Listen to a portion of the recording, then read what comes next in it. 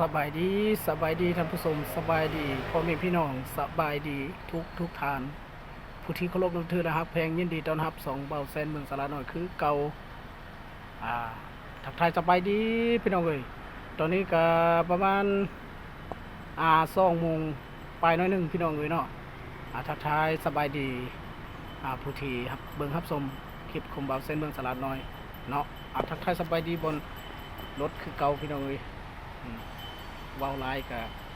สบายดีเบิดสุขุสุคนอะไรพี่น้องเลยเนาะอัปเดตภาพบรรยากาศอัปเดตวิถีชีวิตพี่น้องเลย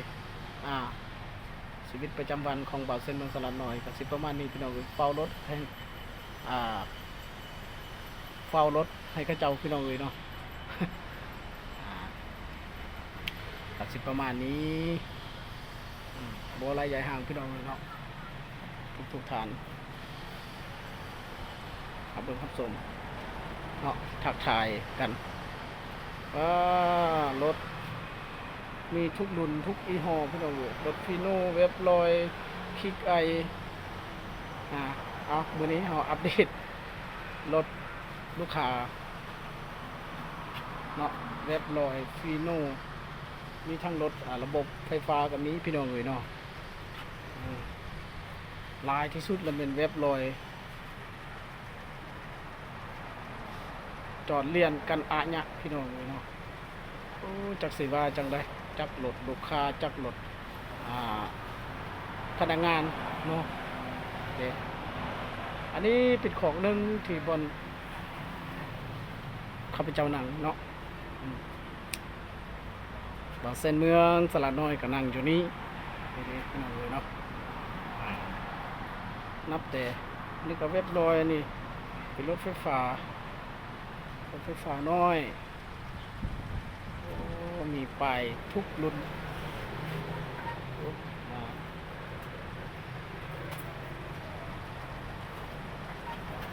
ยามนี้ก็ยามไก่สีคำเลยพี่น้องเนาะจะเป็นจิตกดินแล้วตอนนี้นะ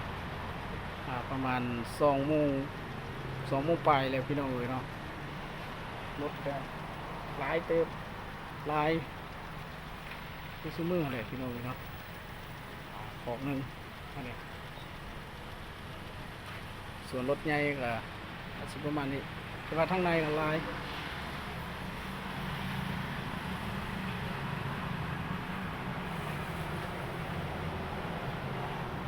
ป่ายคำแพงนครก็มีพี่น้องเลยเวียงจันทร์อันนี้เวียงจันทร์เนาะคำแพงนครลายที่สุดแล้วเป็นคำแพงนครเวียงจันทร์ไม่ค่อยหลายพี่น้องเลยเนาะมี2 คัน 3 คันเวียงจันทร์มีเรียบร้อยคลิกไอฟีโน่ก็มีลายทุกรุ่นทุกยี่ห้อพี่น้องเลยรถลูกค้า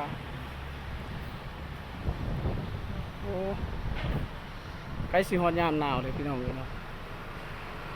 ค่ำมาแล้วก็เย็นพี่น้องเลยอีกเดือนนี้อีกเดือนหน้ากับหนาวเลยพี่น้องเลยเนาะเดือน11 12ลมพัดวี่เลยพี่น้องเลยนี่รถใหญ่ก็หลายเติบพี่น้องทางไหนบ่มีบอลจอดเลยจอดได้แต่ทางนอก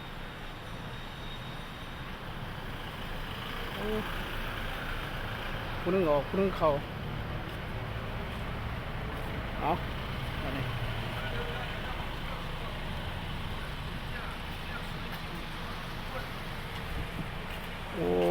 รถไหล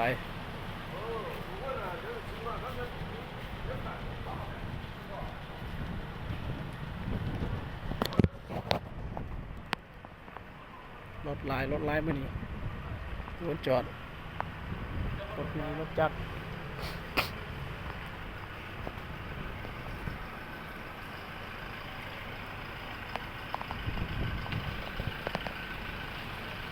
รถจักร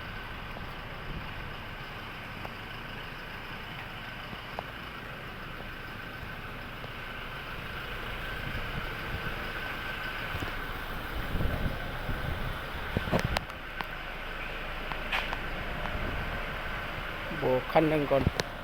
ไปเลย